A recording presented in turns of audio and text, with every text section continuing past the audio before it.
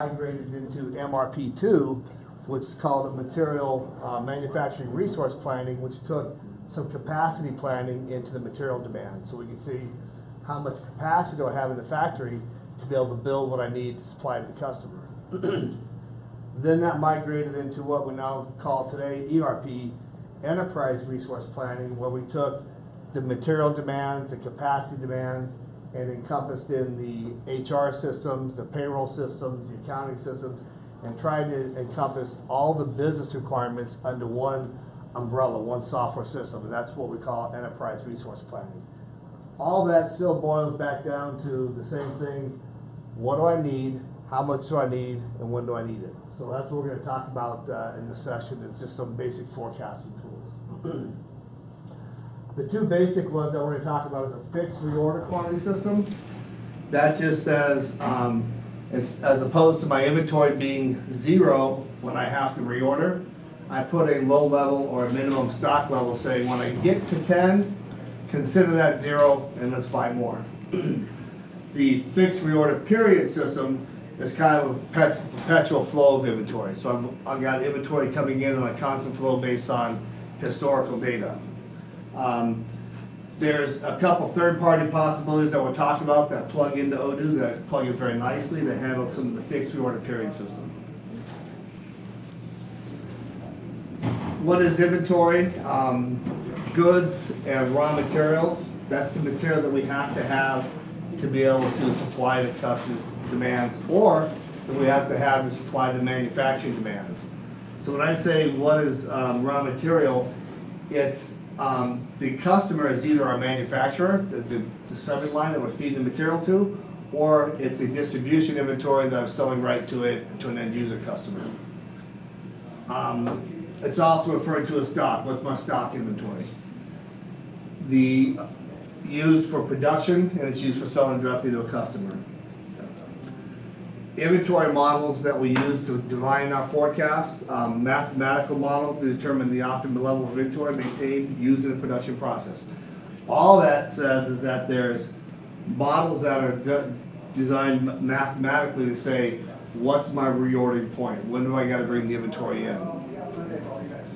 Managing the frequency of inventory ordering. If it's going to be on a periodic cycle, on a weekly cycle, a monthly cycle, and when I'm going to define that demand of what's coming in.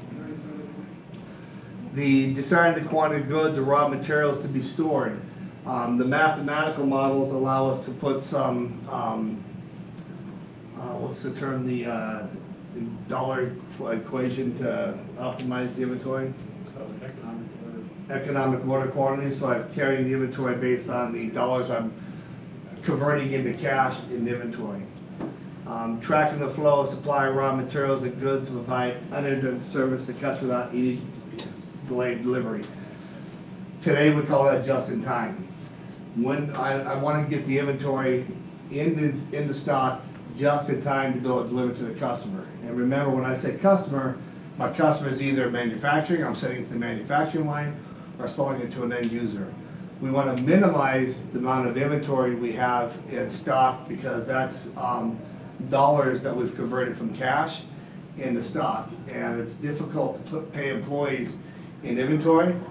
Employees and vendors want to get paid in cash, so we want to try and minimize the amount of inventory we've got sitting out in the warehouse because that's tying up our assets that we use for growing the business.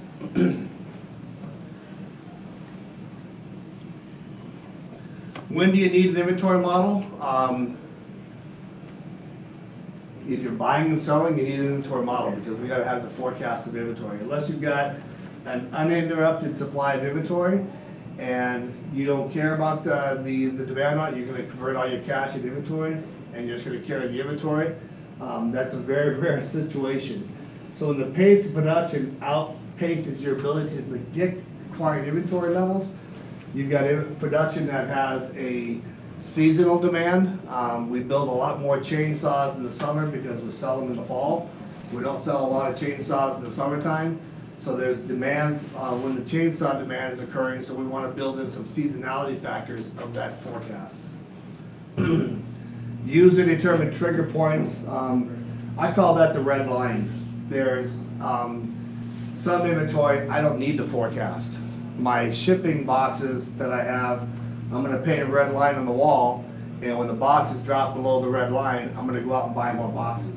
So there are some products that we have in manufacturing and distribution that we don't need the software to tell us when to buy, because they're so seasonal and the value is so low. When I get to the reorder point, also known as a Kanban system, when I get to that physical, visual reorder point, I'm gonna go out and buy more. Could be a 2-bin system where as soon as the front bin is empty, I'm gonna push it to the back, and that's a signal to purchasing that I've gotta buy more to fill that bin. The automated software alerts when you are below the red line, that's where we have the software tell us what that red line is. Either the inventory hits 0 and it's time to bring more in, or the inventory hits our safety stock level and it's time to bring more inventory in. Forecasting can be a simple time-based model or include probabilistic elements to account for fluctuations, and that's the seasonality aspect. Or maybe it's a brand new product that we brought online and our inventory demand today is completely antiquated a week from now or a month from now as the product sales increase and drive dramatically. So building in the models for those kind of brand new products that have a sales cycle that might be a huge spike, or a sales cycle that might hit a spike and then level out, building in those forecasting probabilities for those products allow us again to keep the inventory at a minimum so that we've got that just-in-time inventory and we're not carrying all of our cash as inventory on the warehouse. Let me throw one thing in. Yep. On that. And what we're hoping to talk about today is some inventory controls you can use inside Odoo. But sophisticated forecasting is just like it sounds. You want to work in seasonality and you can work in probabilistic models, which you can do on spreadsheets or you can do with third-party systems. So depending on the time, we'll talk about that. But the one thing we want to beat home is inventory control has really 3 pieces to it. It's the demand, how much are people buying, and it's what your current inventory is, and then how much is going out the door, which is a cycle of demand. So what we'll talk through is, and Pat's going to show a couple slides from Odoo, is how Odoo can be set up to do these 2 types of forecasting that we're talking about. And then depending on time, we'll talk about some bolt-ons that some of you have used or at least heard of.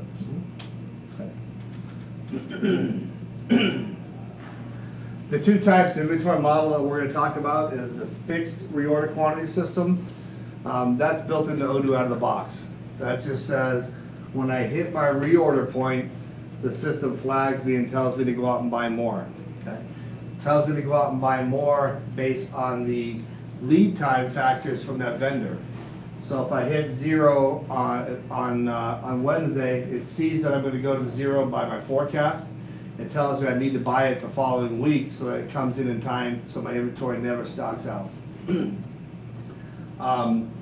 In the ideal world, the forecast modeling is 100% accurate and would never have a stock out problem. But that's the ideal world that none of us have ever been able to live in, because the ideal world doesn't know about FedEx shipping strikes. They don't know about ocean containers that get stuck in customs. Doesn't know about vendors that suddenly decide they're going to supply all your resistors to the solar panel industry and not send them to your demand. So the real world doesn't see those kind of demands that occur on a day-to-day basis in the manufacturing environment. So forecasting is not something that you can program in and then walk away and say, oh good, we're all fat, dumb, and happy now, it's all going to be great. Because a forecast is looking in the future and saying, based on what you told me, this is what I'm going to run. Well, the rules change every day, every hour, every week, as there's a vendor's plant burns down, a vendor goes out of business, the supply chain gets interrupted by the weather. All those situations you need to constantly maintain and upgrade that forecast model. The fixed reorder period system uses historical data. It's kind of Darrall will go into that more detail, but it learns based on the changes that have happened. Closest thing you can call is artificial intelligence, because it's looking at the historical data and the historical changes, And it learns based on what your inventory moves are, what your safety stock should be, and what your reorder points should be.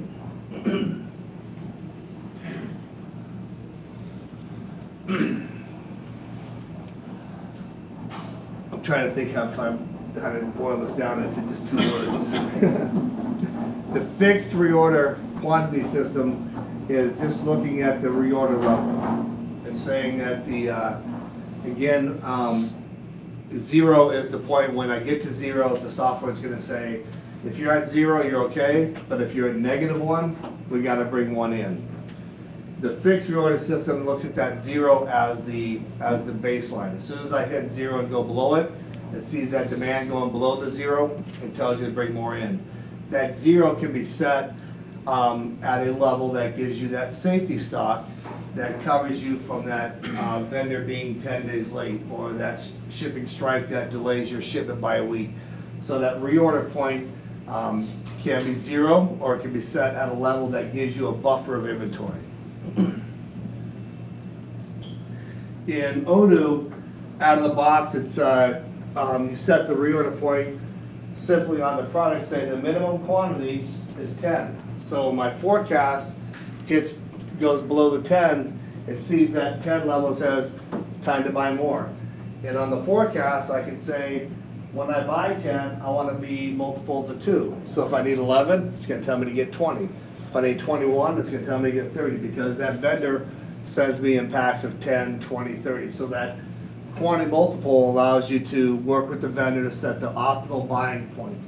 The maximum quantity just says, I need 10, and maximize the inventory to 100. We can also put in the lead times to produce that item, so that it tells me 10 days in advance or 5 days in advance to start the manufacturing process or start the purchasing process, so that just-in-time inventory maintains and we don't stock out. That's Odoo out of the box. The fixed quantity levels, just use a simple basic setup on the part number, and the reorder system runs either on a nightly basis or weekly basis when you want to run the, in Odoo we call it the scheduler. In MRP terminology, it's often called an MRP regen, a regeneration process, that goes out and looks at the calculations, runs the math, and tells you these are the products that you need to start manufacturing, or these are the products you need to purchase. What if your lead time changes every week? Then the fixed reorder quantity needs to be looked. It's the second ordering system, because your lead time in certain cases, like the electronic industry, especially when you're competing with the solar panels and cell phone industry, it can change dramatically. So there's some additional modeling that needs to be built in, because your lead times and your volumes are changing on a rapid basis. And that's the drawback. I mean, this is kind of it is what it is, and you've got to manually go in and adjust it. But after that, it'll automate. But if you've got steady state, that's great. But if you have seasonality or any kind of glitch, you've got to manually go in and change those reorder points. So and I keep saying the 0 level, my forecast is 0, because my demand and my incoming and my outgoing says after everything's done today, I'm going to have 0 in inventory. My minimum quantity is 10. That's the new 0. So it says I need to buy 10 units at this point because I've dropped below the forecast. So don't consider 0 inventory. Your forecast quantity against your minimum stock is when the system kicks off, and a fixed quantity and tells you when to buy and bring more components in.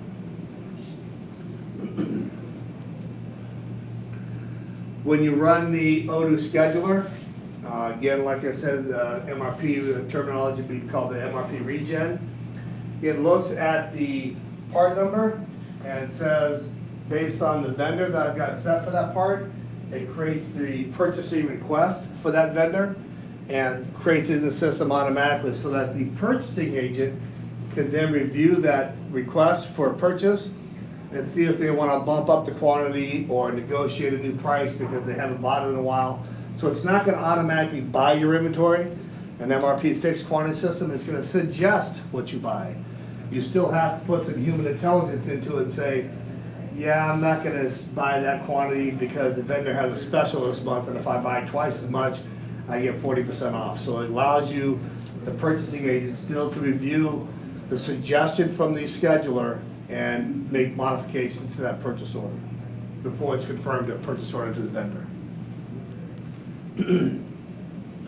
So on the fixed reorder quantity system, average demand is used in the calculations based on demands of the product. We can look at the historical numbers and say on average, we use 100 a month.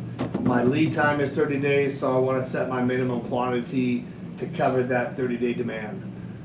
Average lead time for the vendors, again, I can look at how long it takes on average to come in from the vendor, and that's what I'm going to set for my lead time, so it tells me when to buy the product so I get it on time. Average lead time demand, the number of orders requested during the lead time, so we can use that as a calculation. So Odoo's got all the data in the system to do these calculations so that we can look at a product or a range of products and set their minimum quantity and their lead times based on the historical data as we start using and buying the part.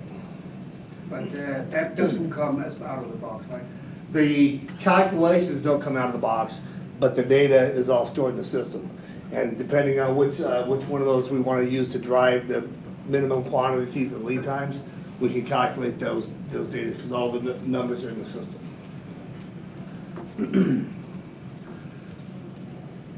The fixed reorder quantity system, again, the minimum level, we can use that as the safety stock to set the when we're going to reorder the inventory. And the maximum level that can be kept in the safety stock depending on the quantity we order. So the maximum level, I have to look at it saying, what's my bin, rack, shelf location, maximum quantity I want to carry in the product, because I don't want to have inventory sitting on the shelf and on the floor and on the rack. I told Darrell, I said, we came up here before the meeting, I said, let's get rid of these slides because I don't want to try to talk about graphs and go through the stuff. And Darrell said, no, we should just at least touch on the points. So my inventory is 800. When I get to the reorder point, it tells me to buy more. So by the time I get to 0, my stock comes at the same time. Again, guys, that's a perfect world. That doesn't happen. When I get to that level of 0, I bring in that brand new PO and it comes in. That's saying that if I've got a 5-day lead time, it's going to get here in exactly 5 days. So it's the sawtooth graph saying that when I set the quantity reorder based on that minimum quantity, that's going to drive the demand to come back in. I'll give you a quick example. Yeah. Toyota Camry plant is about 20 minutes from my house. So every 7 seconds, a Toyota Camry rolls out the door. And imagine the inventory.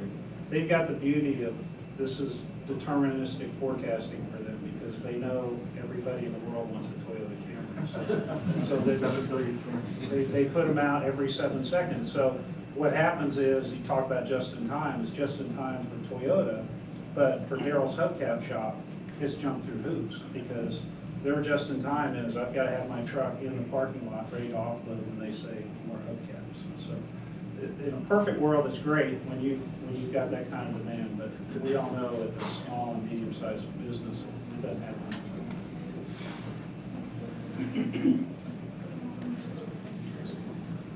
Fixed reorder period system. This is all mathematical, so we're going to hand it over to Dr. Henderson. So yeah, everything in math is simple. It just takes, how does it work? Fixed period is pretty easy. You determine, I'm going to look at my inventory every 2 weeks, I'm going to look at my inventory every 2 minutes, I'm going to look at it every 10 days. And when I look at it, that snapshot in time, I'm going to go, okay, what do I need? What do I have on hand? And order the difference. Okay, that's all of this smoke and mirrors boil down to it is take a snapshot. What do I have on hand? What do I want to have? Take the difference, order. So there it is. There's the magic. Now we'll talk about what. So all this says is we're gonna pick a period of time. You're going to determine that. Do I want to look at my inventory daily, weekly, monthly? Only you know that. But you also know seasonally. Sometimes you got to look a little bit more often. So that's where the magic may come into it. So you pick this time, and you're going to figure out what's my level based on demand. Okay. Well, again, it sounds more important than it is. in Odoo, because it doesn't have the capability to do that stochastic inventory control, you've got to put a man in the loop or a human in the loop here to help.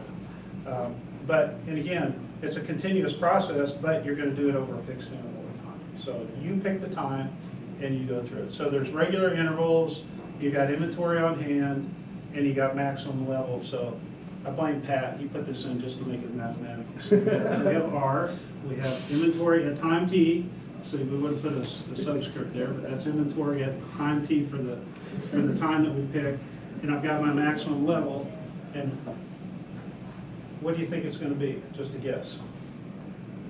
We'll do a little equation here. You're out, we're going to knock off 7th grade out. M minus I, Yep. M minus I. It's Maximum minus inventory on hand. And R actually becomes time T. So M minus IT equals what do I need to order? And R is how often you run this equation. So tough math. You did it. See, it's still in my head. It's so easy. Even a guy named Darrall could do it. Or his brother Darrall. There's other friends. So that's the nice thing about having a name like mine. People don't expect much from you. Yeah. M minus IT. So pretty easy, right? So you can set it up to do that. And then you determine when you want to do this. And then you just set it and reorder. Now again, that person in the loop is going to say, do we need to adjust our time period? Or do we need to adjust maybe our maximum level? But if you're going to go to this, you might as well go back to the fixed sawtooth curve and try and predict some seasonality into it. And we'll talk a little bit about some add-ons that may do that for you. But that's fixed order, fixed reorder period system. Hard math. So there's the quit here. Wait, I'll go back. Okay, what's the equation? You're not quizzing now. I never ask hard We questions. promised no What's the test. equation? And yeah, it looks really hard, but again, here's the quiz. What's the period? 5 days, okay. What's my max? 800. So on period 1, I'm down to here. So I'm going to take the difference between this and that, and I'm going to order it and bring it up to that. So again, it's a sawtooth curve, but it looks a little bit different because I'm going to track my inventory level at a snapshot at a time. So, yep. And again, there is a panic button. Let's say you have something, you probably want to have an automatic trigger point in here in case you get some kind of unforeseen problem. Or a good problem. If you're out of inventory, that's a good thing. Yeah. We want to be out of inventory. Unless there's a strike in Long Beach and your bicycles and a container coming over have to go through the Panama Canal to Cocoa Beach, which we lived through that once upon a time. So, questions on that before? Do we have time? Yep, we're okay. Okay. So, Sorry, the second one seems like, why would you ever do that? What's the advantage? I think it's a personal preference, to be honest. I think that One of the big advantages is freight consolidation, because you can group a bunch of products into the same order or the same supply, potentially get bulk discounts, certainly fixed reorder or something like that. Your supplier might only accept orders on certain days too. yeah, any feedback is great because from my point of view, I'd rather go with the fix, but I didn't think about consolidation. I mean, there's even other things like sometimes suppliers only make certain products on certain days, so they get it for a manufacturing day or whatever it may be. Ships leaving different countries. There's lots and lots of reasons to do periodic over Yeah. Great, thanks.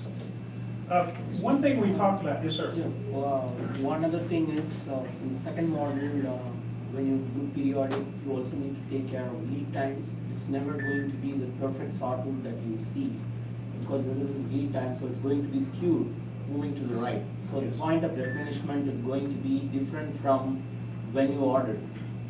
So you are going to see that come through. And like Graham was saying, when you order supplies from China, which we see happen more often, there's a 45-day to 75-day lead time. So you order Jan 15th, and then your next order will go out March 15th, and the next one is May 15th, and so on and so forth. So you just look at what all you need on that day and simply make an order, because it's going to take you 45 days to receive this anyway. So this way the inventory costs could be a little higher, but your ordering costs go down. The storage costs go up, but the ordering costs go down due to this approach. Exactly. But in business, lead times change. Yes. Yeah, lead times. So the art of the deal is when you see lead times going out, you need to order quickly more. Correct. When lead times drop, you need to cancel or push out possibly. That's the art of the game. And that is the art of the game, because and that's one of the things we'll talk about, models that we can plug in that uses that historical numbers to learn based on historically the inventory goes out in January and gets shorter in June. If I've got that historical data, there's modeling systems that we can plug in Odoo that recognize that those changes, those seasonality changes. And that's what Pat was talking about. The more data you have, the better you can get the average lead time. Again, an average is just that, it's an average. So depending on your risk averseness, you may want to add on to it and go with the average. But your average is going to get better, but it doesn't have that seasonality into it. But to get to all those kind of things kind of outside of Odoo, and I throw LOCAD, it's just one of the bolt-ons, I call it. We had a client that actually used this and loved it back in the day. But what they were looking at was just that problem. They were getting containers, they had things manufactured in China, they had on-site quality control, it would go to the port, it'd be containerized. When they had enough containers to make a shipment, they would ship. So they had a pretty good idea of when it was coming, but they did have some fluctuation in shipping and manufacturing. Once they got it to Florida, they knew what their process was and how they assembled them to get them out the door. So what they did, and they were very happy with it, was use this thing called LOCAD. And it's a third-party software, but what it would do is periodically, and this was determined by the user, they would upload their data to a file sharing service, and then LOCAD would pull that data in, and then the client would set trigger points, could, or it was automatic, but they would set that. LOCAD would go through an optimization scheme, and again, that was a learning scheme based on all the data. So it was continually pulling in more and more data and getting better and better at its forecasting, shove it back out to the file sharing, and then suck it back into Odoo. And then it would actually adjust your reorder points. So that worked out, and I think Brian was really happy with it. I mean, they used it, and it was cheap. I think it was relatively cheap.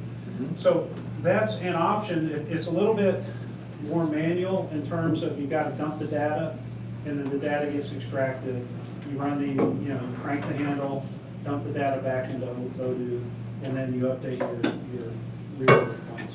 But it takes that kind of, do I need to change lead time? Do I need to change my order numbers? It kind of predicted that for you, and it did pretty well. The one time they did, and literally, back in the day when they had that strike in Los Angeles, it threw them in the loop because their containers had to go literally down Panama Canal and back up. So it wasn't a 45 day, it was a 85, I don't know. 75 or 80 days. Yeah, it was bad. So another one, and I think we've got a client that's. Yeah, science call. I don't see Chris in the room, so we can say anything we want about it. Okay. Yeah, say no wrong. So another one that we've tinkered with, at least when I was tinkering with it, was Frepple. It's pretty sophisticated, and what that does, it actually works internal to Odoo and does some optimization. So really, it's just you're just going to determine as a client how frequently you want to run the forecasting model, and then the model would run internal to Odoo. And all this was kind of under the hood. And same, just like LOCAD, it would push out to the forecasting engine. The forecasting engine pushed back into the integrated module in Odoo, and then it was just a back and forth on a period determined by the client. So you could say, I want to run it weekly, I want to run it monthly, or whatever. I think we looked at this for several clients, and I think Silencer Co. actually is working on it now. So I'd ask them, what they think of it. Yeah, Colonel, just to let everybody know, in April, we're gonna have a webinar. Hisham from Freppel is going to talk with Max from OSI, and we're gonna give examples of how Freppel's been used. Specifically, an Indonesian cosmetics company, the biggest, like the Chanel of Indonesia, uses Freppel, and they have to get all the raw materials in and get it out to all the retail stores, and it's Odoo and Freppel together. Can you guys do that? Serpent, you do that? No. But you know. Yeah. Okay, so anyway, that'll be in April. If anybody wants to see that use case, we'll be a half-hour webinar, and we'll send an email to everybody. That'd be great. Yeah. Yeah. Seems to be a good product. The folks that I've talked to that used it love it. And in their words, you can't beat the price. So Yeah. you're not going to argue with the client when they say that. That's a good thing. So that was kind of, we mainly designed this to get feedback from the group because you're the ones living this dream. Or nightmare. Or nightmare. Both. But again, it comes down to demand, what you got on hand, and what's going out the door. And demand drives all that. And how that drives your supply chain is kind of up to you and how you want to do your purchasing. I will say, Greg's not here, so I can't say if we can reveal, but we did a client that did high-end bottles. They were designer bottles. And they wanted some inventory forecasting. Literally, their inventory forecasting was sell what you can and catch up. And at one point, they had $5 or $6 million in inventory sitting because the sales team was trying to game the system and sold more than they thought because they were, they got caught short a couple times. And so the sales team over-ordered. And that's when they called in Greg and said, can we get a handle on this? And we got to spend a couple days with them just doing basic. It was fun because we did it on spreadsheets. You can do all this in Excel. Best, how to stop that real quick is, if it's finished good, it's in the sales as inventory, and 25% of their bonus is predicated on their inventory levels. Game over. Yes. Yeah. Well, that was Yeah. that was a piece of their remediation. Yeah. And again, this was a company who grew out of an apartment, and all of a sudden it's like everybody wants one. And Kelly Tuco from Big Bang, literally, she came out of the yoga studio. Somebody got a picture of it, and the website crashed. Because that's how it drove their inventory was based on demand, complete demand. They had no predictor. The more interesting piece of that was they will realize they're running out of inventory and they will do a 2-day air shipment from China. And the inventory cost just went up the roof. So Yeah. that's when they called us. They would air freight it. Yeah. Air freight from China to catch up. for an entire batch of production. So But when business is good, you can do that. And that's the thing, when business is good, who cares about forecasting? But they were getting mature and a couple easy fixes in there and life's good. But yeah, they just grew too fast. I mean, that's a good problem to have. When he said we air freighted from China, it almost felt they were able to pay for it. What kind of determines, what are the factors, what comes into play when determining the frequency of the Freppel runs? Is it a cost thing? Is Freppel charging some money, or I don't know exactly how that works. I think it was a fix, I do not know, to be honest. My recollection, and Balaji may know, did they pay, was it a flat fee or did they pay by the I run? believe It's a flat like fee. License fee, Yeah. like the enterprise license fee to Odoo, you license Freppel, and they provide you support and it runs on the engine and you can use it as much as you want. Correct? Is that right? Yeah, that's how it's done. There is no cost per transaction or anything like that. So, but it comes down to you, how often you want to run it. But I think that's kind of, you just fix it and everybody gets used to it. Yes, ma'am? Yeah, I was just curious, does Freppel look at sales forecasting, or does it look at seasonality, or does it? All of the above. Okay, and your prediction? Your potpourri of choices of how you want to run against it, and you can use it against sales forecasts, you can use it historical sales, you can use it against historical usage, but you've got all the data points that you can tell Freppel, and you can run it in what-if scenarios. You can say, look at just my forecast. You can say, look at just my historical sales. Look at just my historical sales for the last 3 months. look at my historical sales for the last 3 years. So you set those points each time you run the FREPL to see what the inventory demand's gonna be based on the points that you're feeding into it. How intelligent is it with bill materials and assemble components that you can disassemble to supply your demand? The FREPL will be very honest that it's, they're still designing it to hook into Odoo really cleanly. It's not just a plug and play right now. There is some coding that needs to be done to make it interface how you're configured with the software. So to have it recognize the bill of materials that you could disassemble, that's something that they'd be more than happy to work with you on. Sir?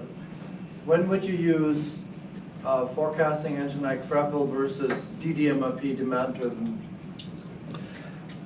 The DDMRP is, from a price point, much cheaper than FREPL. The FREPL is much more user intuitive, it's much more user friendly than DDMRP. Science & Co. Evaluated both, and they chose on FREPL because it's got some easier cases to implement, easier data points that you're gonna feed into it, and allows you to graphically move purchase orders and graphically move manufacturing orders around based on the demand schedule, and that feeds directly back into Odoo. So it gave the graphic user interface to move orders on the FREPL screen that immediately updated Odoo. So the FREPL was just more sophisticated, but it obviously is a little more cost intensive to implement than purchase. It can get tricky, right? Because you've got sub-assemblies. Sub-assemblies have the requirements and have lead times internally before, and then you have assembly of the master. So it's you gotta be clever. Yes, it's not, I mean, a forecasting inventory manager is a full-time job for either a bald person or someone with gray hair, because you'll either go bald or go gray when you start doing it, because it is a full-time on-demand schedule. So you had that job. Gray and bald. Yeah, skinny and Yeah, if it were easy, everybody'd do it. Not a question, just to answer, add on to what Pat said. DDMRP, I believe, it accounts for uncertainties that can be there, uses more constraints and buffers in computation, whereas FREPL is more of a deterministic model, where you need to have all your facts lined up before you can use the engine. And in case of DDMRP, you don't have all the facts. We seldom have. So in that scenario, you want to see what works best, and you can keep tweaking it and optimizing it as you go along. And it's constrained programming compared to a deterministic model. So that's the key difference between this. So, quick story, if you ever heard the story from Pat about the guy that told him, whatever you do, don't touch this button. I'm the guy that touched the button. Apology did not like me. Oh, by the way, Pat says the story to every customer in our workshop day one. So we say that we had a guy called Darrall, and he was explaining this to me when I joined the company. He was mentoring me, and he said, "Don't touch this button," and the whole thing crashed. That's the story. And that's why I don't work for OSI.